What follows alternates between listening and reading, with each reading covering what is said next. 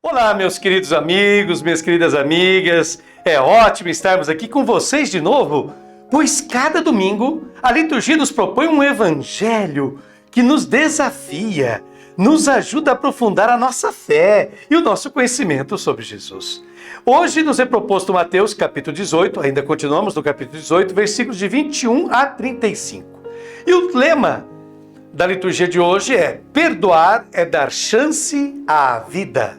Vou repetir: perdoar é dar chance à vida. Mateus é o evangelista que mais aborda o tema do perdão em relação aos outros, principalmente neste capítulo 18.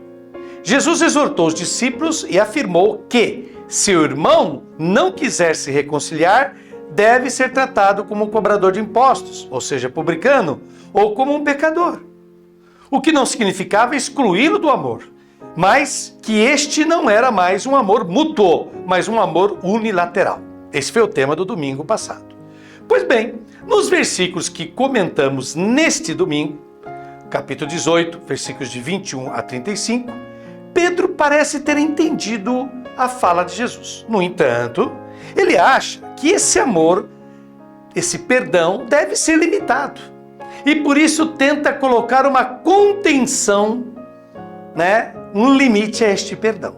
Vamos ler o texto. Te convido agora a ler Mateus capítulo 18, versículos de 21 a 22. Aparecerá aí para você na sua tela. Naquele tempo, Pedro aproximou-se de Jesus e perguntou: Senhor, quantas vezes devo perdoar se meu irmão pecar contra mim? Até 7 vezes? Jesus respondeu: Não te digo até 7 vezes, mas até 70 vezes 7. E então Pedro, chamado pelo apelido negativo que indica a sua teimosia, aproxima-se de Jesus e diz-lhe: Senhor, quantas vezes devo perdoar se meu irmão pecar contra mim? E a legislação rabínica estabeleceu um limite, um máximo de 3 vezes para perdoar. Bom, Pedro tenta abundar, tenta exagerar, ele dobra essa quantia, ele diz: até 7 vezes? A resposta de Jesus é: não te digo até 7 vezes, mas... e aqui Jesus se refere ao livro de Gênesis, capítulo 4, versículo 24, ao canto do vingativo Lameque, que dizia assim no seu canto: se Caim foi vingado 7 vezes, Lameque será vingado 77 vezes. Ou seja, vingança infinita. Jesus pega esse cântico de Lameque, que está lá no capítulo 4 de Gênesis, mas muda seu significado. E diz: não, eu não te digo até 7 vezes, mas até 70 vezes 7. Este número não indica uma quantidade, mas sim a qualidade do perdão. O perdão tem que ser incondicional e ilimitado. Mais do que limitado, o perdão é incondicional, ele não coloca condições. E para fazê-lo compreender, Jesus recorre a uma parábola. Com os tons típicos da fantasia do Oriente Médio, Jesus fala de um rei que quer acertar contas com os seus funcionários, seus empregados. Vejamos então, prossigamos a leitura do texto. Agora leremos capítulo 18 de Mateus, de 23 a 26. Porque o reino dos céus é como um rei que resolveu acertar as contas com seus empregados. Quando começou o acerto, levaram-lhe um que lhe devia uma enorme fortuna. Como o empregado não tivesse com que pagar, o patrão mandou que fosse vendido como escravo, junto com a mulher e os filhos, e tudo o que possuía, para que pagasse a dívida. O empregado, porém, caiu aos pés do patrão e, prostrado, suplicava: dá-me um prazo e eu te pagarei tudo. Naquela época, todos os dependentes de um rei eram chamados de servos. Mas aqui vemos que ele é um oficial, um empregado um pouco mais graduado. Pois bem, ele lhe deve uma soma enorme, desproporcional. O Evangelho diz que este empregado devia ao rei 10.000 talentos de ouro. Ora, 10.000 talentos de ouro correspondia naquela época a 300.000 quilos de ouro, ou seja, 300 toneladas de ouro, o que é uma fortuna imensa. Então Jesus fala justamente desta quantia desproporcional. E o servo pede-lhe que tenha paciência para sanar essa dívida. Mas que paciência! Uma vida inteira não seria suficiente para esse servo pagar essa dívida. Em todo caso, ele pede. Estima-se que seriam necessários, só para se ter uma ideia, aproximadamente 164.384 anos para um funcionário como este reembolsar o rei. Vou repetir, 164.384 anos deveria trabalhar esse sujeito para conseguir reembolsar esses 300 mil quilos de ouro ao rei. É uma dívida incalculável, uma dívida impagável, portanto. Prossigamos o texto do Santo Evangelho. O versículo 27 nos diz: diante disso, o patrão teve compaixão, soltou o empregado e perdoou-lhe a dívida. Pois bem, o evangelista escreve que o patrão teve compaixão do servo. A compaixão é o sentimento de Deus. A compaixão é o sentimento de Jesus, com o qual a vida é devolvida a quem não a tem. Este funcionário, este servo, já não tinha vida. O rei tinha ordenado que ele, a sua mulher e seus filhos fossem vendidos, conforme a legislação em vigor, para serem escravos. Ora, este funcionário, este servo, tem um perdão, então, absurdo e ilimitado por parte do seu patrão. Prossigamos. Versículos de 28 a 30 agora. Ao sair dali, aquele empregado encontrou um dos seus companheiros, que lhe devia apenas 100 moedas. Ele o agarrou e começou a sufocá-lo, dizendo: paga o que me deves. O companheiro, caindo aos seus pés, suplicava: dá-me um prazo e eu te pagarei. Mas o empregado não quis saber disso. Saiu e mandou jogá-lo na prisão até que pagasse o que devia. Portanto, quando o empregado perdoado sai do palácio do rei, o fato desse funcionário ter sido objeto desse perdão imenso, dessa misericórdia toda, não provocou nele alguma mudança. Ele sai de lá do mesmo jeito que entrou. Perdoado da sua dívida, mas sem misericórdia e perdão no seu coração.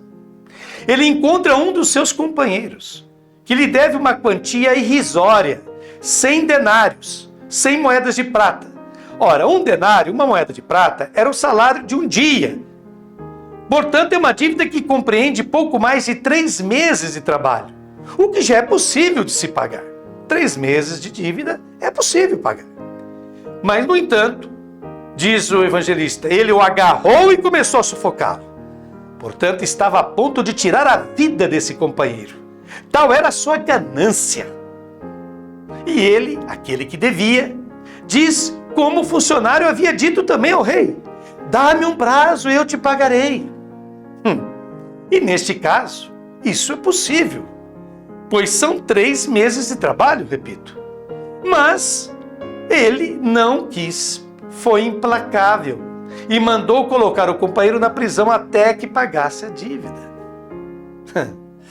Prossigamos. Agora os versículos de 31 a 34 nos narram o seguinte: vendo o que havia acontecido, os outros empregados ficaram muito tristes. Procuraram o patrão e lhe contaram tudo. Então o patrão mandou chamá-lo. Ele disse: empregado perverso, eu te perdoei toda a tua dívida porque tu me suplicaste. Não devias tu também ter compaixão do teu companheiro, como eu tive compaixão de ti? O patrão indignou-se e mandou entregar aquele empregado aos torturadores, até que pagasse toda a sua dívida. Tendo visto o que estava acontecendo, os companheiros se dirigem ao rei e lhe referem tudo o que se sucedeu. O rei, então, tem palavras muito duras ao seu funcionário. Ele diz: empregado perverso. Literalmente ele usa, não perverso, ele fala mal, empregado maligno, que é como se chamava o diabo. Eu te perdoei toda a tua dívida, porque tu me suplicaste. Não devias tu também ter compaixão do teu companheiro, como eu tive compaixão de ti? pergunta o rei. Portanto, ter sido objeto de misericórdia, ter recebido misericórdia, não trouxe misericórdia para esta pessoa. E o rei o entrega aos carcereiros, até que pagasse toda a sua dívida. Ou seja, o rei o elimina para sempre, porque a dívida dele era impagável, ele ia apodrecer na prisão. É claro que esse é um modo fantasioso do Oriente Médio para expressar essa rejeição que esse empregado impiedoso provocou. E agora vamos ao versículo 35, que termina a passagem evangélica deste domingo.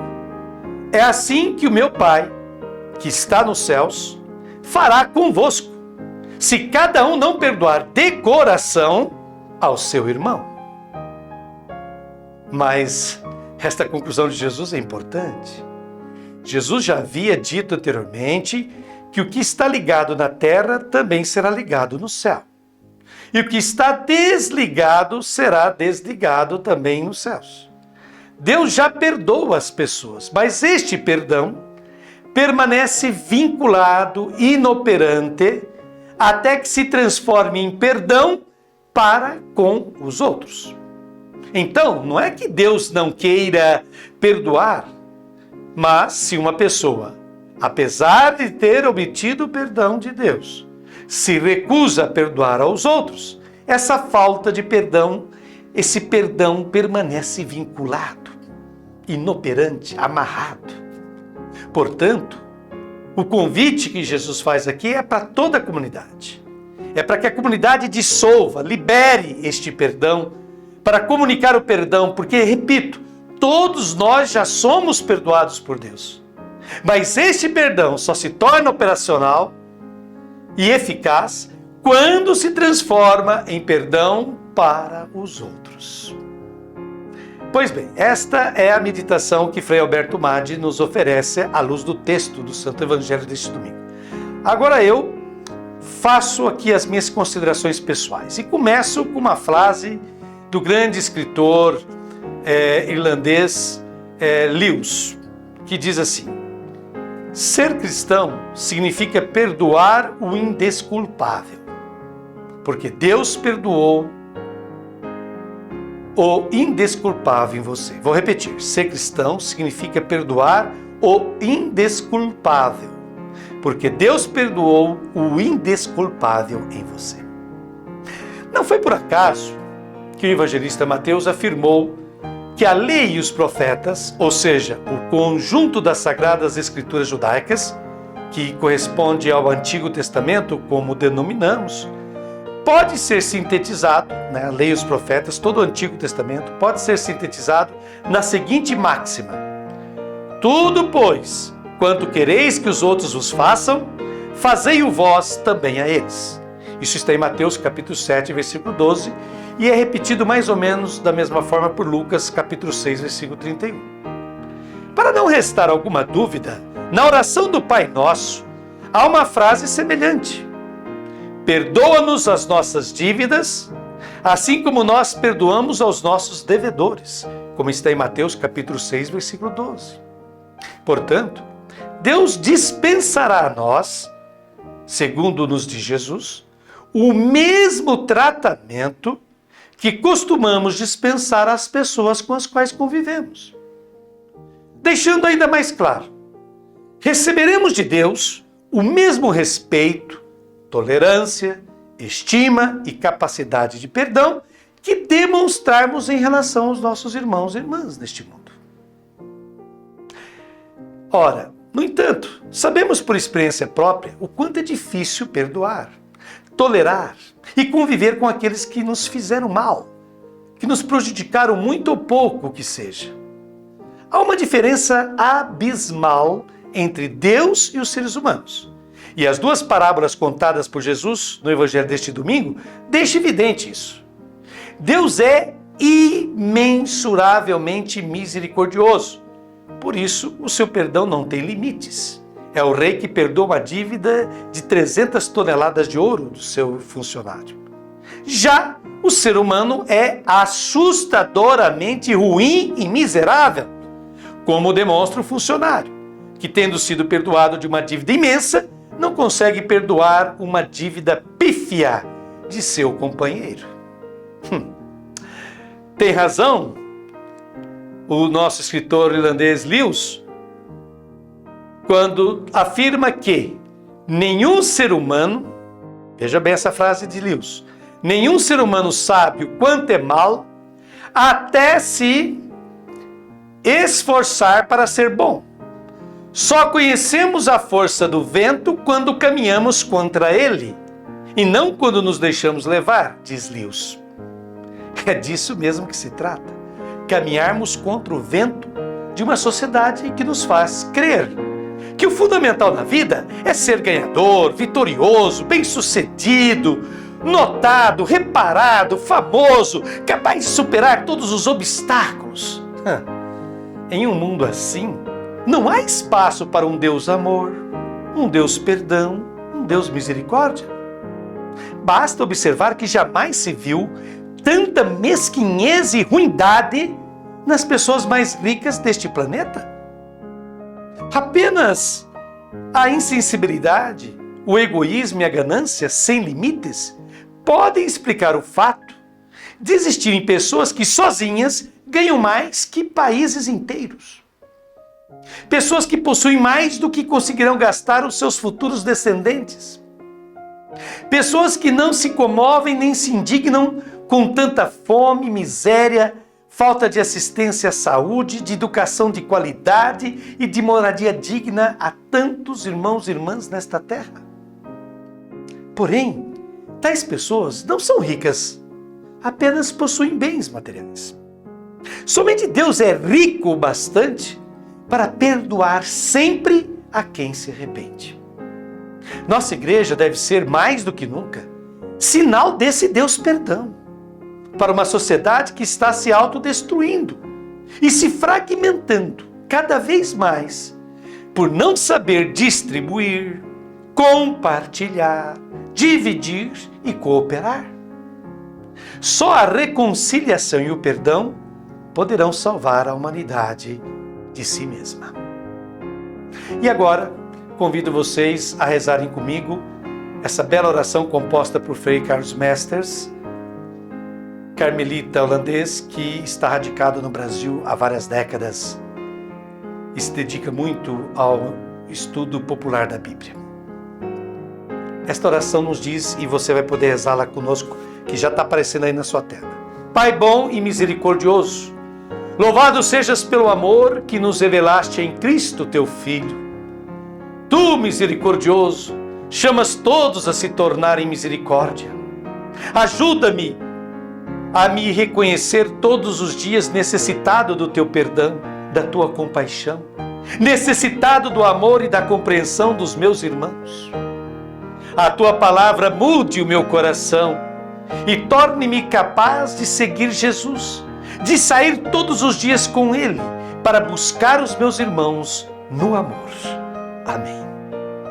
Meus queridos, minhas queridas, obrigado de coração a vocês que nos acompanham todos os finais de semana aqui pela TV Canal 10, Fernandópolis.